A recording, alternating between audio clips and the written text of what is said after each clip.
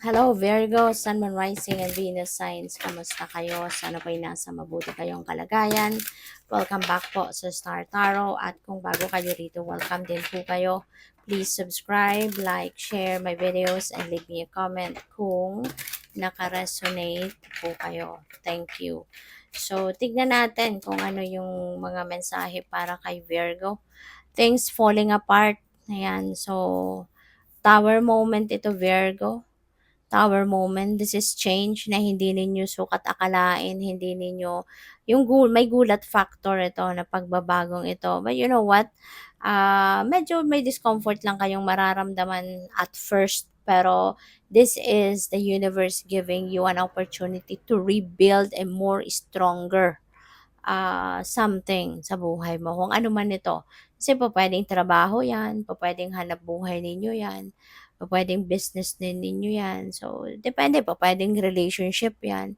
No? It depende sa inyong sitwasyon. But this falling apart thing na ito yung kailangan mangyari para na makapagsimula kayo ng panibagong bagay, sitwasyon dito na mas matibay, mas matatag, mas long term, 'di ba? Yung gano'n. So, what else? We have the chaser, attachment, seeking validation. So, baka may hinahabol kayo. Pero hindi eh. Ayan, so, yung lalaki, ibang path ang pinuntahan, tapos kayo, iba din ang pinuntahan ninyo. 'Di ba? So, o pwedeng hindi rin naman kayo naghahabol diyan, pero pupuwedeng ang hinahabol ninyo rito is, validation, 'no? Pero alam mo, hindi mo kailangan ng validation ano, coming from other people. Hindi mo kailangan, alam mo kung bakit? Ikaw yung mas nakakakilala sa sarili mo.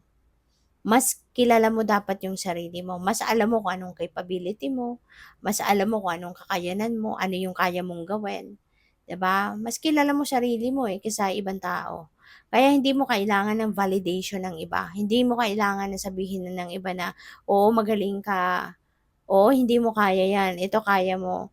Hindi, kasi mas ikaw ang mas nakakaalam kung ano yung kaya mong gawin.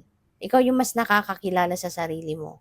Kaya, kung meron mga taong nagsasabi sa'yo na pumupuri sa'yo, nakaka-appreciate sa'yo, thank you, 'di ba? Pero hindi 'yun para na 'yun ang mag-define kung sino ka, 'no? Kung anong sasabihin nila 'yun ang magde-define kung ano ka, kung sino ka, kung ano yung kaya mong gawin. Kasi you yourself should know kung ano ang kakayanan mo, kung sino ka, 'di ba? Huwag kang mag-depend. Hindi kailangan 'no, na magdepende ka sa kung anong sasabihin ng iba, kung i-a-approve ka nila or hindi, 'di ba? So, what else? We have happily ever after. Wow, so this is nice. Kasi maaaring you're building a family sa ngayon, baka ito na 'yon 'no, baka yung pamilya mong bubuuin sa ngayon, 'di ba? Ito na yung forever talaga. 'Di ba? So, good for you. Baka ang iba sa inyo talagang welcoming a new baby, maybe you are starting building a family, yung ngayon. So, at saka yan maganda, that's a good sign ano na yung sisimulan mong pamilya sa ngayon or sinimulan mo ng pamilya, talagang magiging masayang-masaya na kayo, no? Habang buhay. So, by the way, maraming salamat no for subscribing. And if you haven't subscribed yet, subscribe na kayo. And also, maraming salamat din for not skipping the ads. Malaking bagay po yan sa akin. And also, please click the join button sa baba ng video kung gusto po ninyo na mag-join kayo sa membership. Okay? So, yung next message ninyo, the big picture, angelic help. Ayan, so this is nice, very beautiful. Kasi nandiyan lagi talaga yung inyong mga guardian angels, lagi kayong tinutulungan, no, Virgo? Maaring isa sa mga angels ninyo, sa mga guardian angel ninyo is guardian angel Vasaraya, for Virgos. So, maaari, no, na lagi ka nagdadasal sa kanya. Maaring tinatawag mo siya lagi para tulungan ka, gabayan ka, protektahan ka, no? Kasi alam naman natin lahat, no, na may mga naka-assign sa atin ng mga guardian angels natin, no? Habang buhay tayo, nandiyan sila para sa atin. So, maaari, no, na talagang ina-appreciate mo din sila, maaaring nagdadasal ka sa kanila, puwedeng gano'n. Kaya ayan, hindi ka rin talaga nila pinapabayaan. There is angelic help 'no, coming your way. Maaaring tutulungan ka niya tutulungan ka niyang gumaan ang pakiramdam mo, kung ano man ang hinihingi mong tulong 'no. Um Maaari din na tutulungan ka niya na maintindihan mo lalo yung inyong sitwasyon. Kasi baka meron kang sitwasyon na, alam mo yun, it's confusing you, hindi mo maintindihan bakit nangyayari mga ganito. But yeah, your angels will help you, no, na ma-enlighten ka, tutulungan ka na, gagabayan ka kung saan ka dapat papunta, yung mga ganon.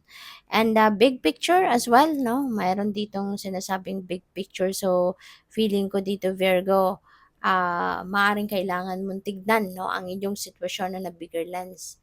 Tignan mo, obserbahan mo yung pangyayari sa buhay mo on a bigger lens. Huwag ka lang mag-rely sa kung ano lang yung ano mo, kung ano lang yung nararating ng mata mo. Don't just rely on that, but you need to look at things at a bigger lens para makita mo yung kabuuan ng inyong sitwasyon. Para ma-figure out mo ano nang gagawin mong diskarte. Okay? So, we have Sisters of the Season, Cycles of Growth, Natural Law, Divine Order. So, maaari, no, na kung anong mga nangyayari sa buhay mo ngayon, you would realize na totoo nga, 'di ba? Everything happens in divine order and timing. May mga bagay kasi na maaring ini-expect ka na talagang regardless, no, kung anong dasal ang gawin mo, anong moves ang gawin mo, talagang hindi pa nangyayari. Kasi nga, hindi pa nakatakda na mangyari. And maybe you are going to realize that. No? So, we also have the Desert Prince, Survival, False Promises. Feeling ko dito yung survival na to, kung ano man ang mga ganap sa buhay mo ngayon, mga challenges, kung meron man, you will be able to survive that. Malakas ang loob mo, Virgo. Always remember that. Malakas ang loob mo. Madiskarte ka din. Matalino ka. Yun. Matalino ka din. At saka maano ka very creative ang isip mo. Kaya kung meron mang mga challenges na nangyayari sa buhay mo, nahahanapan mo agad yan ng solusyon, no? Kasi you have that creative ideas in you, no? And even paghahanap ng solusyon, no? Meron ka niyan, mabilis mong naiisipan kung papaano mo susolusyonan ang mga sitwasyon, no? Mga problema, kaya you'll survive. Yung false promises na to, maaaring maaaring manggagaling ito sa ibang tao, no? Baka merong mangangako sa'yo dito, no?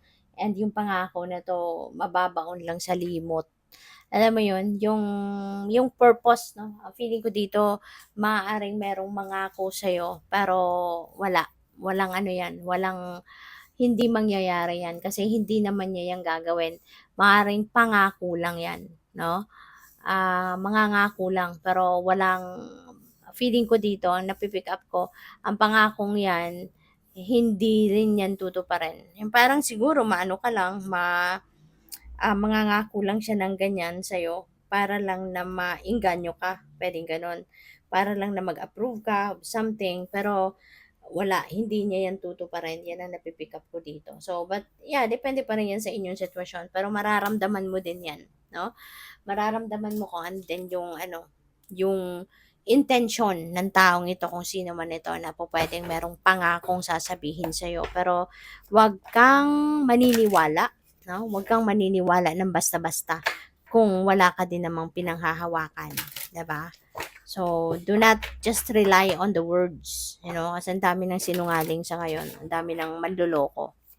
So, what else? We have Three of Swords, heartache. Ayan. So, yung heartache na to, tapos na to no? Wala nang fresh blood na nakikita sa card. So, tapos na to, nasaktan ka na, naloko ka na, no? Pwedeng naloko ka dito, hindi lang, pwedeng nga iba sa inyo, naloko kayo ng person ninyo. Diba? Pwedeng relationship ito, romantic relationship, romantic partner, nakapanloko sa'yo.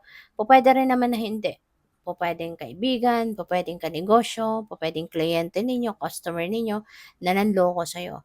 Pwedeng this may involve money, pwedeng kung sa negosyo related ito, pwedeng yun, naloko kayo sa pera. puwedeng gano'n. Kaya nasaktan kayo din ng bonggang-bongga kasi bait niyo, eh. 'Di ba, Virgo? Mabait kayo, matulungin kayo, maawain kayo, pero talagang may mga taong nagte-take advantage 'no, sa kabaitan ng iba kaya pupuwedeng nabudol ka diyan, na-scam ka.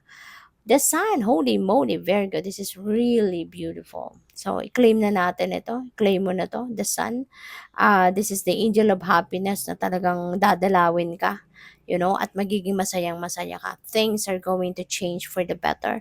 Positive changes are coming your way. Kaya this is such a beautiful blessing na magiging masaya ka.